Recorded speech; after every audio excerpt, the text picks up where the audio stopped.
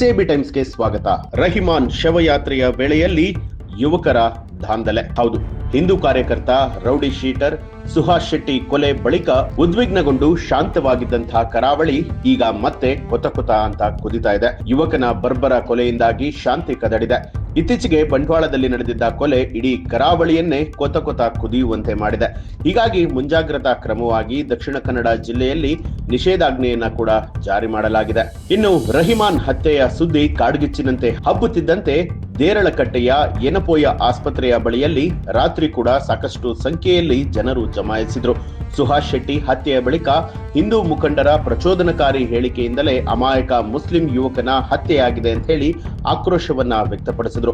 ಅಲ್ಲದೆ ಆಸ್ಪತ್ರೆಯ ಮುಂದೆ ಪ್ರತಿಭಟನೆಯನ್ನ ಕೂಡ ಮಾಡಿ ಪೊಲೀಸರ ವಿರುದ್ಧವೇ ಕಿಡಿಕಾರಿದ್ದಾರೆ. ಇನ್ನು ರಹಿಮಾನ್ ಮೃತದೇಹ ಮರಣೋತ್ತರ ಪರೀಕ್ಷೆಯನ್ನ ನಡೆಸಿ ಕುಟುಂಬಕ್ಕೆ ಹಸ್ತಾಂತರ ಮಾಡಲಾಯಿತು.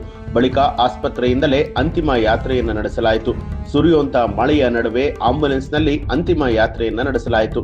ಹೀಗಾಗಿ ಪರಂಗಿಪೇಟೆ ಹಾಗೂ ಬಿಸಿ ರೋಡ್ನಲ್ಲಿ ಅಘೋಷಿತ ಬಂದ್ ವಾತಾವರಣ ಕೂಡ ನಿರ್ಮಾಣ ಆಯಿತು. ಇನ್ನು ಇದೇ ವೇಳೆ ಕೆಲ ಉದ್ವಿಗ್ನರ ಗುಂಪು ಖಾಸಗಿ ಬಸ್ಗಳ ಮೇಲೆ ಕಲ್ಲು ತೂರಾಟವನ್ನ ಮಾಡಿ ತಮ್ಮ ಆಕ್ರೋಶವನ್ನ ಹೊರಹಾಕಿದ್ರು. ಇನ್ನು ಬಂಟ್ವಾಳದಲ್ಲಿ ನಡೆದ ಅಬ್ದುಲ್ ರಹಿಮಾನ್ ಹತ್ಯೆ ಪ್ರಕರಣ ದಕ್ಷಿಣ ಕನ್ನಡ ಜಿಲ್ಲೆಯಲ್ಲಿ ಉದ್ವಿಗ್ನ ಪರಿಸ್ಥಿತಿಗೆ ಕಾರಣ ಆಗಿರುವಂತದ್ದು. ರಹಿಮಾನ್ ಶವಯಾತ್ರೆಯ ವೇಳೆಯಲ್ಲಿ ಯುವಕರು ದಾಂಧಲೆ ಸೃಷ್ಟಿಸಿರುವಂತಹ ವಿಡಿಯೋ ಸಿಸಿಟಿವಿಯ ದೃಶ್ಯಾವಳಿ ಇದೀಗ ವೈರಲ್ ಆಗ್ತಾ ಇದೆ. ಶವ ಮೆರವಣಿಗೆಗೂ ಮುನ್ನ ಮೆರವಣಿಗೆ ಸಾಗುವಂತಹ ರಸ್ತೆಯುದ್ದಕ್ಕೂ ಕೂಡ ಅಂಗಡಿ ಮುಗ್ಗಟ್ಟುಗಳನ್ನ ಯುವಕರು ಬಲವಂತವಾಗಿ ಬಂದ್ ಮಾಡಿಸಿದ್ರು. ತೆರೆದ ಅಂಗಡಿಗಳನ್ನೇ ಟಾರ್ಗೆಟ್ ಮಾಡಿ ದಾಂಧಲೆ ಎಸಗಿದ್ದಾರೆ.